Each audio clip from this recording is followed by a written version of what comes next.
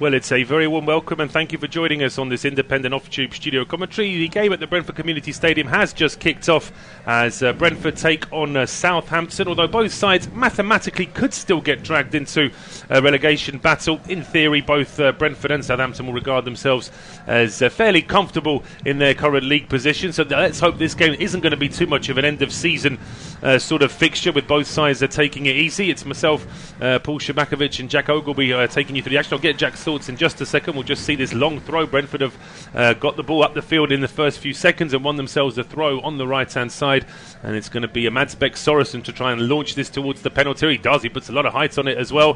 Headed up in the air by Bednarek, still floating at the edge of the box, headed back in towards the edge of the 6-yard box.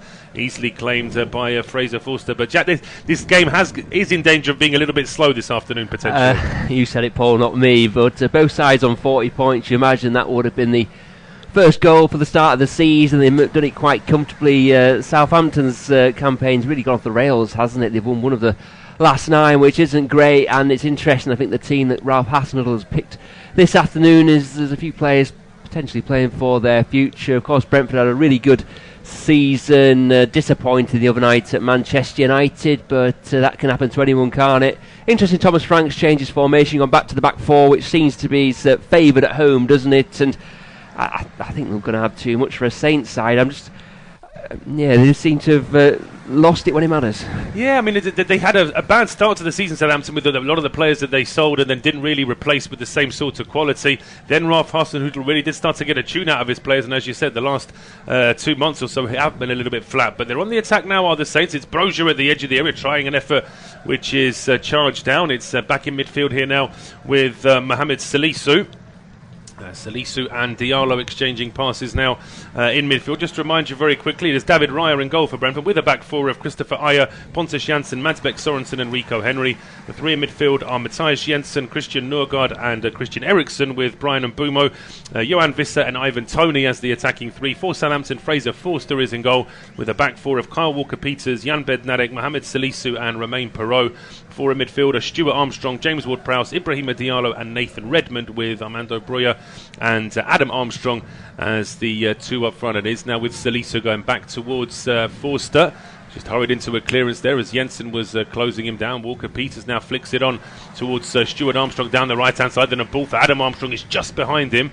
Brozier was trying to get on the end of that one. Played back to Raya. Takes a real heavy touch there, does the Brentford keeper. Scuffs his clearance. At least he gets it away, but there may still be a chance for Redmond, who then lays it off to Broja. Broja then tries to play it square to Armstrong. His strike is saved by David Raya, and the Brentford goalkeeper eventually fixing his own mistake. But I thought Pontus Jansson could have helped him out a bit there.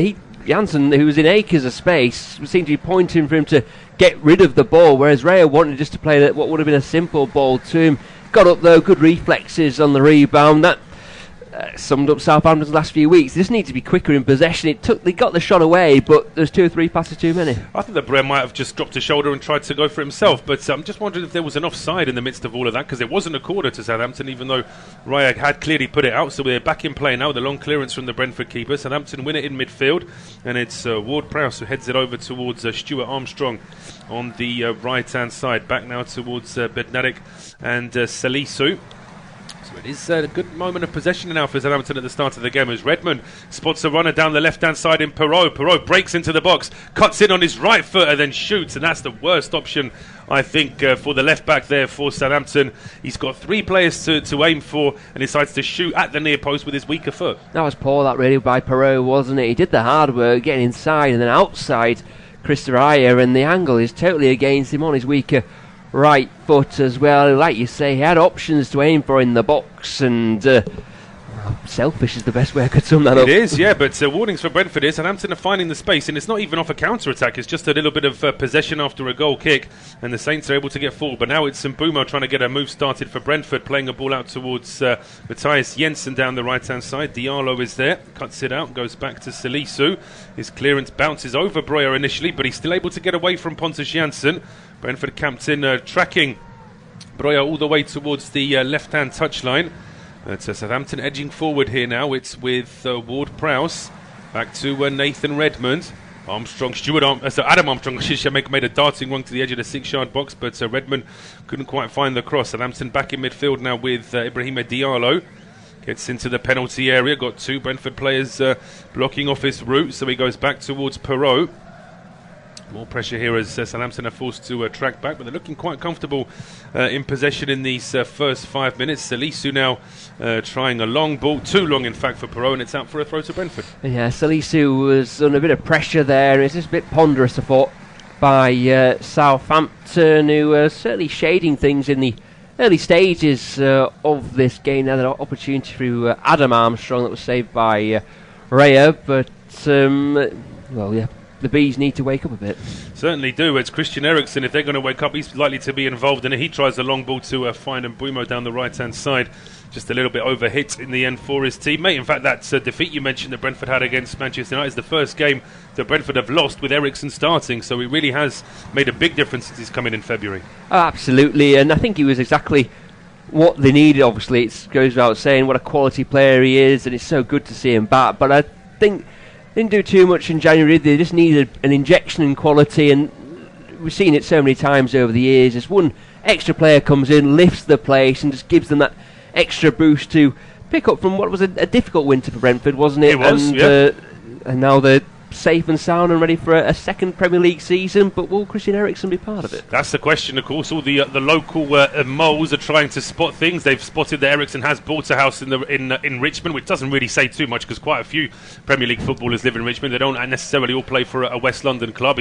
He's also been spotted looking at primary schools as well, but again, that doesn't stop the fact that he could still go to Spurs and still live in South West London. Well, I was going to say, if I had the choice where I could live, I think I'd pick Richmond as well, yes, even absolutely. if I was playing in Newcastle or something like that. It's such a nice place, isn't it? But his wife's been seen looking at primary schools. The old cliche, that one, isn't it? Yes, absolutely. Yeah, well, as I say, all that might be true, but it doesn't escape the fact that Eriksen could still join another London team in the Premier League and still stay in that area. So it remains to be seen. He's refused to comment on his future until the end of the season, and Brentford, in fairness, are the same. But in the meantime, Southampton, they've enjoyed a good start to this game. We've got 7 minutes on the clock. It is goalless, but we do have our first set piece now after a cross was headed out, and it's going to be James Ward-Prowse with the outswinger from the right-hand side. Raya comes out and makes a comfortable save. It was always too close to the Brentford keeper, really, who tries to start play quickly here with a ball over the top. One for Visser to chase. Visser holds it up, and Mbeumo is completely unmarked, but Visser just lays it off to Ajer. Then Ajer tries to cross to the edge of the area, which is headed away by Bednarik. Then a ball flicked on by Redmond up towards the halfway line. Our referee, Michael Salisbury, hasn't really had too much reason to get involved so far in these first 8 minutes, as Mbeumo now finds Rico Henry on the overlap. He puts a cross across the 6-yard box. Oh, there's 2 Brentford players waiting there, but no one can get a touch. Gets away from Matthias Jensen, but that's certainly the best chance that Brentford have had. Wouldn't quite break for Jensen, but you mentioned what an impact that Eriksen has. His involvement also coincided with the turn of Raya in goal, didn't it? And that was a great bit of distribution by the goalkeeper and set them going from back to front really well. Good overlapping play by Henry. Decent delivery as well. It was just behind Jensen, who was trying to strike it with his left foot, and he almost played it between his own legs, but much better. Absolutely, it certainly is much better. Just looking across at some of the other games, I think there has been an early goal at Turf Moor, and it's a former Burnley man, Danny Ings, that has put Aston Villa in front. And in fairness, as I would expect, we're just seeing a clip of that goal there. Absolutely no celebration from Danny Ings. He had a good time at Turf Moor. He's well liked there, and he certainly isn't going to celebrate scoring against Burnley, but that does put his old club in a bit of a difficult position, of course, with Everton and Leeds both playing tomorrow. Absolutely. I thought that was going to be not a comfortable Burnley win, because he never seems to be comfortable. But we'll just break off from that, though, because it's a ball headed on here by Tony, and it finds Visser in the box. He cuts in on his right foot, shoots at the near post, but it's always a little bit too close to goalkeeper Forster there. But Brentford trying to hit Southampton on the counter here. Again, going back to front, good distribution by the goalkeeper, good flick on as well by Tony, who's just too good for Bednarik. Similar to Perrault there, although he's certainly warranted going for goal from where Wizard was. I think he should have gone across the goalkeeper rather than going back towards the near post. Yeah, it seemed like once he'd gotten it onto his right foot, it seemed like he was inviting him to try and curl it to that far corner. We've seen a replay of that. We're going back to live pictures now. Brentford are on the attack again. A ball breaking towards the edge of the area. Southampton were appealing that Mbeumo might have been offside in the build-up. The flag doesn't go up, and in the end it's a swift clearance there from Bednarik up to the halfway line. But Brentford come back again here with Ajer. He then finds Mbeumo breaking into the box, wants it on his left foot, lays it off here, and a strike coming in from Christian Eriksen. It was inviting there for Eriksen, but just lifting it over the bar in the end. And again, it's now Brentford going into a little bit of a stronger period. Yeah, we did worry, I suppose, that this might be have an end-of-season feel to it, this game, but certainly not. Both sides going for the points, tied up on 40 points, and every little helps, doesn't it, when you're looking towards the summer and your potential transfer budget. Both teams going for it, and save from Raya, but Forster made a good save as well. It's just hesitated a bit, and that's poor distribution, isn't it? Yeah, poor clearance there from Fraser Forster. He had time, he had teammates to try and pass to, but in the end he just slices his clearance over towards the Southampton left. So it is going to be a Brentford throw now, still quite close to the Saints penalty area. Standing over this one on the right hand side is Ajer. And he tries to get a bit of distance on this one. Flicked on by Jensen, gets away from him though, and cleared away by Salisu, out for a throw to Brentford down their right hand side. Just to say very quickly, there was no early kickoff in the Premier League today, of course, with the Championship season being concluded. In the case you didn't know, the two automatic, of course, were decided already. Fulham and Bournemouth are returning to the Premier League, but the four sides competing in the playoffs are Huddersfield, Nottingham Forest, Sheffield United and Luton. So it will be Huddersfield against Luton, Nottingham Forest against Sheffield United. Quite an interesting set of pairs there, really, isn't it? Absolutely. Well, Middlesbrough were the real losers today, weren't they? They lost 4-1 away at Preston, which is a result no one really saw coming. But Huddersfield had a great season. Luton, I think that's going to be a good game. A bit of a clash of styles, and the other games, just two great names of football, isn't it? Yeah, really? absolutely. Yeah, with of course Nottingham Forest haven't been in the Premier League for quite some time. Sheffield United, of course, did have a spell in the Premier League just a couple of seasons ago, as did Huddersfield. But Luton, of course, with that old ground, Kenilworth Road, they'll be looking to try and get into the Premier League. It'll be really interesting to see all those teams having to go to that stadium as well. But Brentford down the right-hand side now with a chance. It was Mbumo's ball looking for Visser. Tony seems to be playing in a bit more withdrawn role at early stages in this game. None of the passes seem to have found him going forward. But Brentford do have a corner kick now.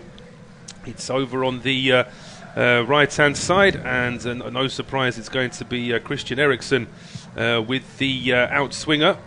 So Forster there jostling for position inside his 6-yard box. Eriksen lifting that towards the back post. It drops here, and there may still be a strike coming in. Tony cuts it in. Oh, it's in the back of the net. And it looks like it might be Captain Pontus Jansson that's got the final touch. It was just driven in at pace across the 6-yard box. And on 12 minutes, Brentford take the lead. Yes, they do. Great play by Tony. He's not really featured so much in this game, has he, so far? I thought when he chested it down, it was going to be his to strike, but it just wouldn't fall for him, so he kept his cool. And Jansson, who hasn't scored too many goals, just twice this season against Watford before Christmas, the right man in the spot. They were offside, and Southampton played them back onside there, weren't they? They did, yeah. Well, maybe VAR will just want to have to double check things here, but it's really good play there from Tony. I might have called it out just a moment ago, saying we've not seen too much of him, but more in a creative role this time. It was poor, really, from Diallo. He seemed like he had that header covered, and he just jumped and missed it completely. And then Tony did well, just drop a shoulder and get that ball across to Jansson. Really good finish, actually, by Jansson. He sets his body well and lets the momentum of the ball do the work for him, and just guides it into the far corner past Forster, who couldn't really do much about it. Well, that's an early goal for Brentford then. We'll see how Southampton respond. They certainly made the better start, but now the ball is quickly going over the top, and there's a chance here as Eriksen is stopped. The referee plays an advantage. Visser with the strike, and Brentford have scored twice in a minute here to go 2-0 up against Southampton. The Saints barely had a touch after the kickoff, and they're 2-0 down. What a fabulous finish that was by Visser. I thought he'd taken the option for the second time there. Tony was in acres of space to his left-hand side, but he trusted himself, didn't he, Johan Visser, and whipped it past the goalkeeper hard and low. Fraser Forster, 6'7", diving into his left-hand side, couldn't get it right in the corner. What a performance so far. Well, it's a quick ball over the top here, and you just look at Bednaric's nowhere near Ivan Toney or Visser, and then when this ball finds Eriksen, there's a foul on him there without a doubt. The ball is played quickly to Johan Visser. Referee absolutely doing the right thing there by playing an advantage. And this could turn out into one of those afternoons for Southampton. Well, it took just one ball, and suddenly Brentford had a 4-on-3, didn't they, going forward, and Southampton were nowhere near. Kyle Walker-Peters is there because he's had to come across, because like you say, Bednarek is absolutely nowhere to be seen in the end, and just what a wonderful finish it was from the edge of the area. Really good finish there from Johan Visser and Ralph Hasenhüttl, who's had certainly been through the mill this season, with his side having some excellent performances, but some very indifferent ones as well, and certainly this game is in danger of slipping into that second category, but they're up by the Brentford penalty now are Southampton. And Diallo there is robbed of the ball by Norgard, and Brentford looking to try and go on a counter again as Eriksson now fires the ball into the feet of Johan Visser. Tony was just ahead of him, and now it's Stuart Armstrong finding Nathan Redmond. Perot is on the overlap down the left-hand side, gets to the edge there and lifts that one. Brozier going across. He might still get a strike away. It's charged down just at the edge of the 6-yard box. I think it was Norgard with the challenge. And the ball now back on the halfway line with Salisu. But so far it's been a lively 15 minutes. Has been a lively 15 minutes. Norgard did really well there, initially in possession and then getting back to make the block. Doesn't get the plaudits for me that he deserves. I think Norgard's a very, very good player, and one of those players that I think, although it's not really in the papers much, I think there'll be a few higher up teams in the Premier League looking at him. Yes, certainly more interceptions than one of the most tackles made in the Premier League this season as well. But here comes Southampton now down the right hand side as Armstrong breaks all the way to the edge of the 6-yard box, tries to play a ball across. It was the right idea from the Scotland international, but always a little bit too close to David Raya, who's recently become a Spanish international. Yeah, just lacked half a yard there. No, I have to praise his name. Good play by Armstrong. He's wearing the armband today. No, he's not, of course, James Ward-Prowse, but good play by Armstrong. Always a good player, I think, but couldn't get the delivery needed. Ivan Toney now back deep inside his own half, does really well there to find Visser. There's an overlap here from Henry as Southampton are coming back in numbers. Diallo claiming that he won the ball. I think the referee, Michael Salisbury, might be of a different opinion there, that it's probably going to be a free kick against the Saints man, and a yellow card as well for the deliberate push. Yeah, yellow card against Diallo. First man into the book, the 23-year-old, but Bednarek was absolutely nowhere there, was he? Dived in, and that allowed Visser just to open the play up and allowed Henry on the overlapping run. I think that Bednarek misses someone like Vestergaard. I think Vestergaard perhaps just had a little bit more of a calmer head to try and keep Bednarek in check. I think that since he's become the sort of the lead centre-back for Southampton this season, he is a very good defender, but I think sometimes he does just go flying in to win the ball wherever it is, and sometimes you just need to take that step back and work out your positioning. But now a good chance here for Brentford with this free kick on the left-hand side. Christian Eriksen standing over it. Southampton have set up their offside line at the edge of the area. Eriksen floats that one towards the back post. It's dropping to Tony. Plays it across. Oh, it should be 3. It should be 3. Visser is claiming that it should be a corner kick. He can't believe that it's not been given his way. But once again, Tony in that creative role plays that ball across to Visser, who somehow blazed over from a couple of yards. Really good. My instinct suggests that the last touch did come off Armstrong there, just by the angle of the ball. If so, it's heroic defending by the Scottish international. Great ball towards the back post by Eriksen. Great technique by Tony to put it back across goal, and I think Brentford unlucky there. Yeah, very close to a third goal inside the first 17 minutes here as Fraser Forster's clearance is headed out by Visser just at the edge of the Southampton penalty area. If you could have a timeout in football, I think the Southampton will be asking for one now. Yeah, and Thomas Frank has just gone back to his bench to make a tactical point. I think it was, I told you so, if we do that from the goal kicks, they're going to give us the ball back, because twice they've done it now. Yeah, and I think they're just having a quick look at a replay as well. They're the Brentford coaching pair, Thomas Frank and his assistant Brian Reamer. 5 efforts from Brentford already in the game, 3 of them on target. Southampton have had 2 efforts, both of them have been off target, but Stuart Armstrong now flicking a ball over the top, 1-4, Adam Armstrong to chase, and he's bundled into Norgard and sent him tumbling. And this current climate, they allow a bit more of the shoulder-to-shoulder, but referee just thinking there was a bit too much in that one. No, I think he was just leaning his back there, but it shows how the fine margins of football. Armstrong had that good chance, decent finish, good save early in the piece, and that would have put Southampton, of course, 1-0 up and put them in the ascendancy, but since then it's been all Brentford. What's interesting there, Jack, is that Southampton were in possession deep in the Brentford half. We just saw a shot of Ralph Hasenhüttl. He was clearly shouting at his defenders, telling them to push up. So he's obviously not happy with the positioning of his back four. And there's some work here for Salisu now as ball is played over the top. He doesn't do too well with it. He just about finds Ibrahima Diallo, who will be very glad to hear the whistle for a foul on him there from Matthias Jensen. Just a little bit of a respite there for Southampton. Yes, and when Southampton are at the best, they're all about pace and precision and pressing and getting in amongst the opposition. We're not seeing any of that really this afternoon. We're not seeing any of that, barring one of their last 9 games. The one win they've had in that time was against Arsenal, and they were very good in that match. But you can see Ralph Hasenhüttl has had to fend off accusations that his players are on the beach and they're looking towards the summer and all those kind of things. We mentioned the formation today. It does have a few maybe playing for the future. He'll be so frustrated by the way they started. He will be, because there's certainly some attacking prowess in this Southampton side, but already having to make up a 2-goal deficit. Good work from Breuer down the left-hand side. His cross is deflected back out towards the edge of the area. Then it's Redmond going back towards Diallo, who puts that ball across. That's a really good ball as well. Played back across the 6-yard box, looking for Breuer. It's nodded out for a corner kick in the end.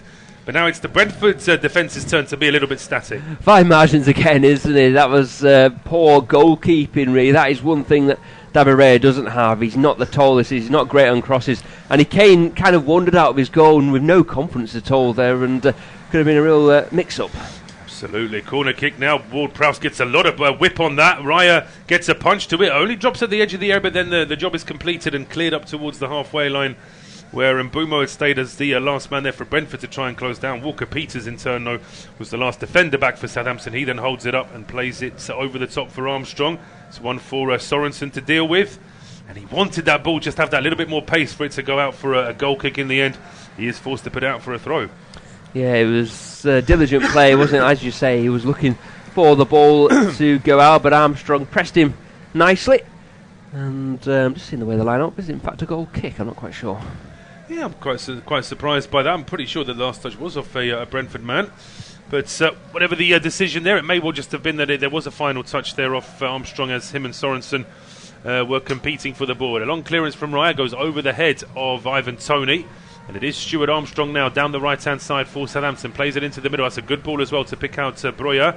Breuer now square to Nathan Redmond. Breuer back into the box. Been shadowed here by Pontus Jansson.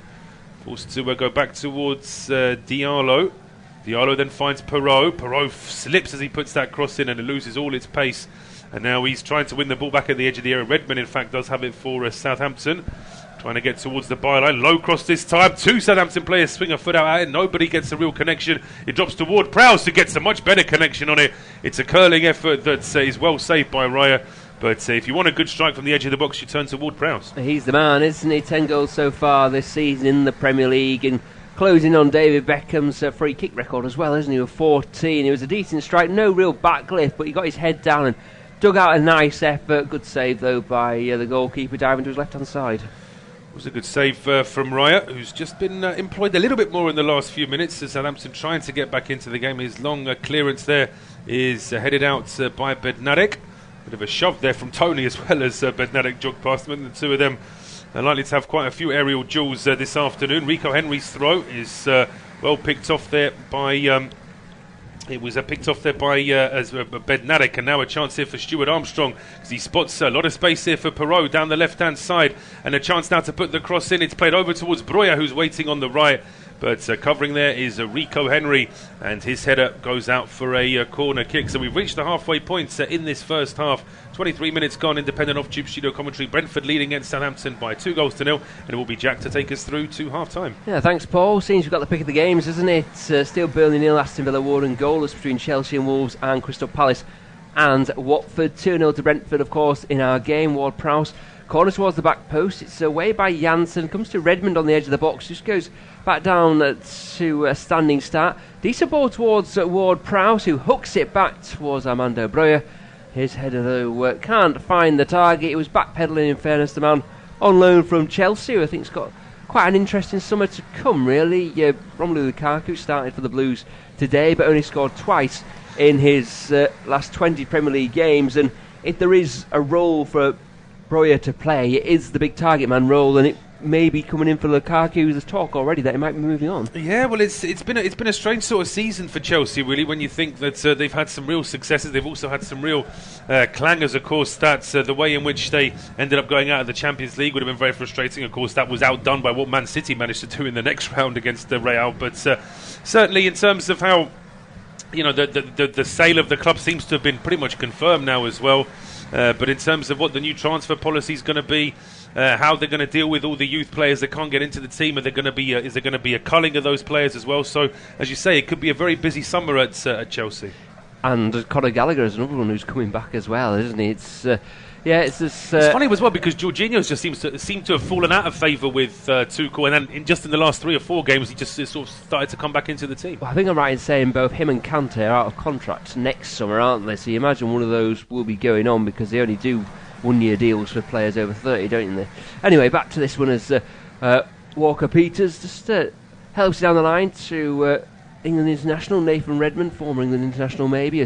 That's a good bit of play by Stuart Armstrong. Good footwork by him. He just coming off the line. Back to Diallo. Nicely, I'll say the technique was really nice, the way he just clipped it over the top of a Brentford player looking for Walker-Peters, but it was way beyond the current England international Carl Yeah, Walker-Peters. in the end there was no way of him getting on the end of that one. A throw on to Brentford now down there left with Mansbeck Sorensen. But this is better from Southampton now. It's certainly not as easy for Brentford to get out of their own half.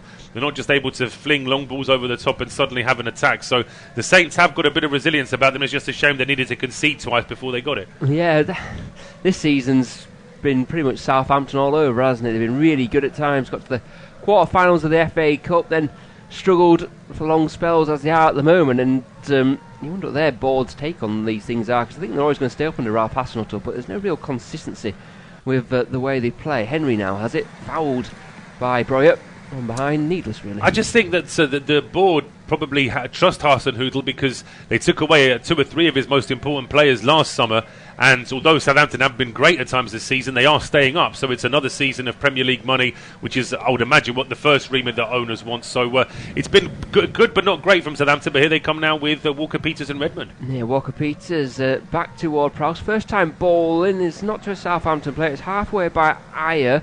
Stuart Armstrong that is, plays it back in towards Carl Walker-Peters, who come in from the right back position.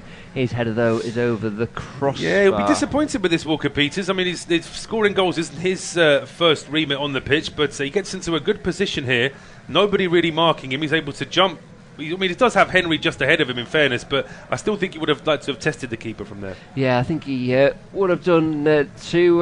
Like you say about Hasenhüttl, he does seem to lose some of his big players every summer. I remember actually watching them on the first day or the first weekend of the season when they lost 3-1 at Everton, taking the lead early on and then struggling after that. We all thought Everton were going to have a great season, didn't we? But I thought Southampton looked quite light, especially when you looked at the squad, and similar, I think they rely a lot on youth players, don't they? But they seem to have a couple of injuries. Nathan Teller hasn't been fully fit, he's on the bench today, but I thought we all thought he'd kick on this season. Will Smallborn as well, so there are options there, but you do feel they need a bit of investment. As Diallo into Armstrong, one of those who came in last summer on a big money move from Blackburn. They missed out on the playoffs today in the Championship. As Diallo, that's a decent ball through to Perot, another summer signing, gets the byline, crosses it back in. It's away by the retreating Norgard, but not conclusively, and Stuart Armstrong tries a reverse ball as well, picked out by Norgard, a little nutmeg by him as well, and tries to feed it away under pressure.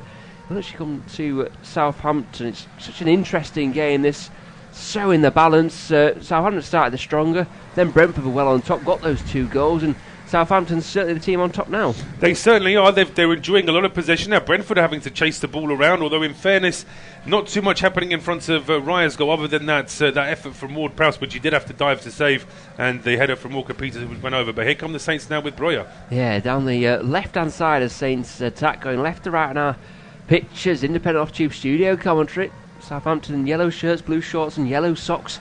Back to Ward-Prowse. Just thought he was going to maybe have a go at goal there, but his first touch let him down. He'll go square to Diallo, in for Oyo Romeu today. He's on the bench, the Spaniard.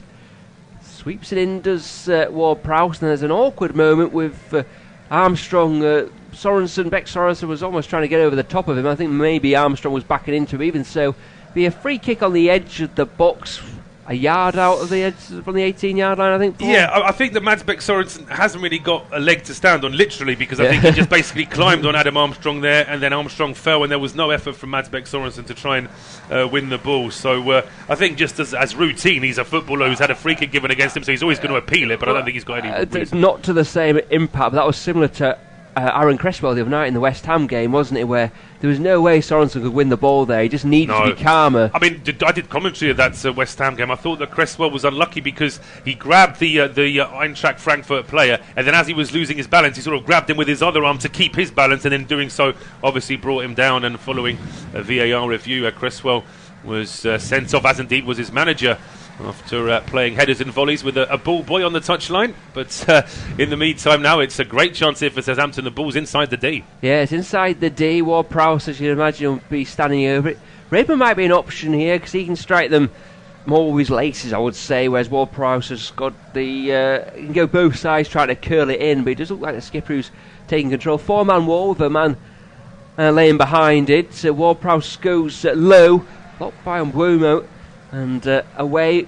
Eriksson will clear Brentford's lines up towards the halfway line. Ward-Prowse will head it back, and then it's a long ball looking towards Ivan Toney. What control that is by Ivan Toney. He's got Wissa at the back post. Toney goes for goal himself. Awkward save by Forster. It comes to Brian Mbuemo, but well, I think he's screaming at Ivan Toney. He says, "You should have passed it to me first time." Well, he potentially should have done, but Mbuemo's not forced to take this as quickly as he does. Again, the positioning there from Perot is non-existent almost, and he makes it very easy for Toney. Why Mbuemo's deciding to volley it towards goal in the way he does, I do not know. He wasn't forced to do that, but meanwhile there's a second goal at Turf Moor.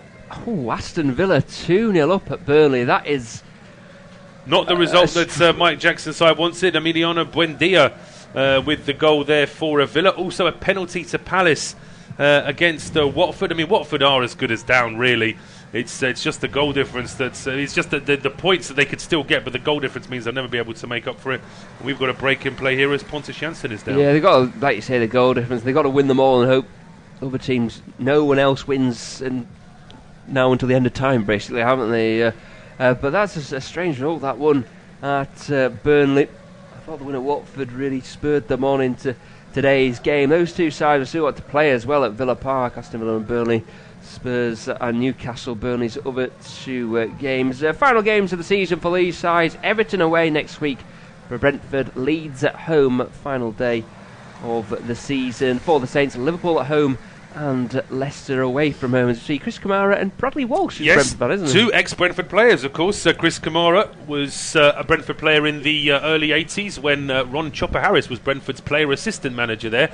And Bradley Walsh had a very short, unsuccessful time at Griffin Park before finding fame with show business. Of course, at this point I have to get in there to the most famous Brentford player that didn't quite make it was Rod Stewart, who had a short stint at Brentford before his music career took off, of course. But yeah, it's an emotional time for Chris Kamara. He's stepping down from his role at Sky Sports, but yeah, it's been a fantastic season, I think, for Brentford, and no surprise that anyone really with a connection to the club has been coming out of the woodwork this season as well. Yes, they're a good case study, I think, Brentford, aren't they? Because they've slowly built through the divisions, and they've bought players for maybe not to be good in that division who can then progress to the next division. They've done it over 3 years at a time, haven't they? I mean, 10 days ago, I think it was, Jack, it was the anniversary of Brentford having that horrific end of season where they lost to Doncaster on the last day of the season, and then 2 weeks later lost to Yeovil in the playoff final. Now you fast forward 9 years and look at where Brentford are compared to those two teams. It just shows that there was a long-term plan, and the club have followed through with it. Marcelo Trotter, who hit the crossbar. He was, and that was after he refused to let club legend Kevin O'Connor take the penalty when he was being told by Uwe Rosler to take the penalty. It was awful. I was there and I was not happy, I can assure you. But I tell you what, the Burnley fans won't be happy here. It looks like it's a bit of an error there from goalkeeper Nick Pope. A very tame effort from Buendia. Yeah, and Buendia in the side for Coutinho today at Aston Villa, and that was that's a strange result. I think coming into this round of fixtures, I fancy Crystal Palace, who've gone 1-0 up, haven't they? Wilf Sahara, is it from the penalty spot? That's his 13th goal of the season. He also scored 2 against Watford earlier in the campaign, so obviously a favoured side of his, but I fancy both Crystal Palace and Burnley to be the home winners today.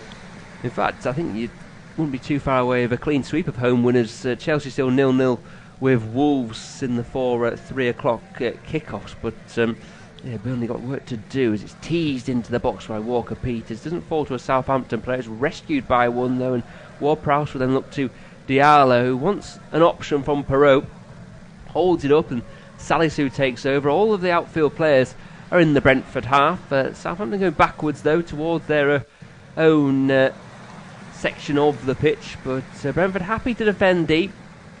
Well coached, aren't they? Well, in a good shape. The back 4, then Norgard, then 4 in front of him, and Tony leading the press. Walker-Peters just cuts inside. He's got Ward-Prowse with him, but he'll try and do it on his own.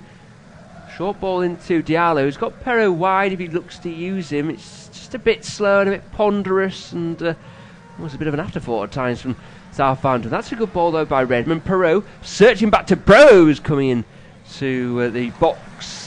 Tough one to take on the run, almost hip height as well, and couldn't find the target. No, he couldn't in the end. As I say, it was a difficult one. We're just seeing a shot to that penalty from Wilf Zaha. He goes one way, the goalkeeper goes the other.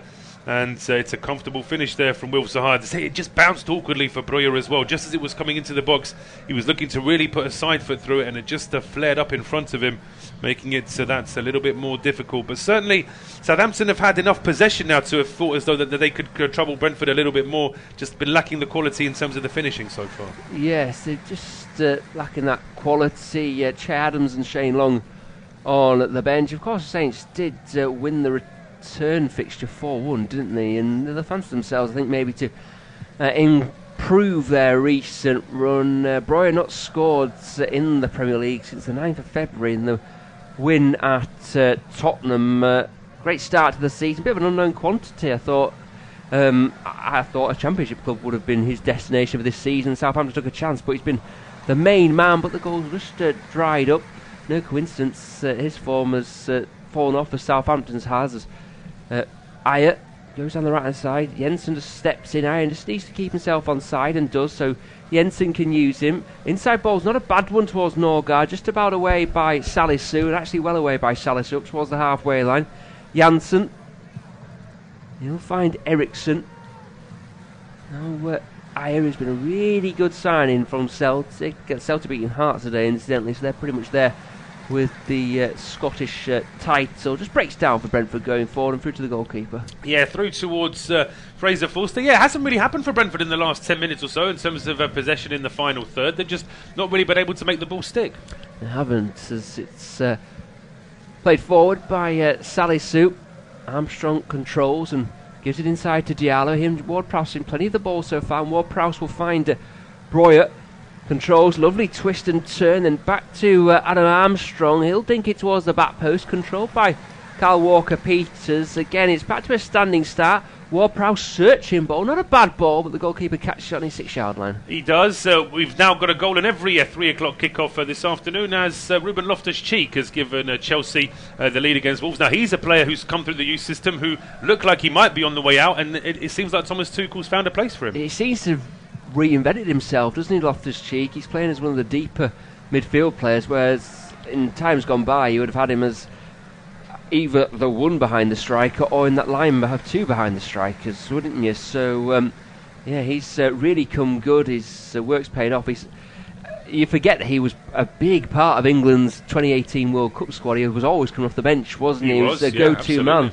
Yeah, just to tell you as well that there is an offside review now for that Chelsea goal, so potentially that might still be chalked off. They still haven't confirmed either way whether the goal will stand or not, but for the time being, it is Loftus-Cheek that's given Chelsea the lead, as Brentford now giving away a free kick there. Perrault brought down by Visser. Yes, and sportsmanlike handshake between the two. 38.5 gone. Brentford 2, Southampton 0. It's independent off-tube studio commentary. It's been an entertaining game so far.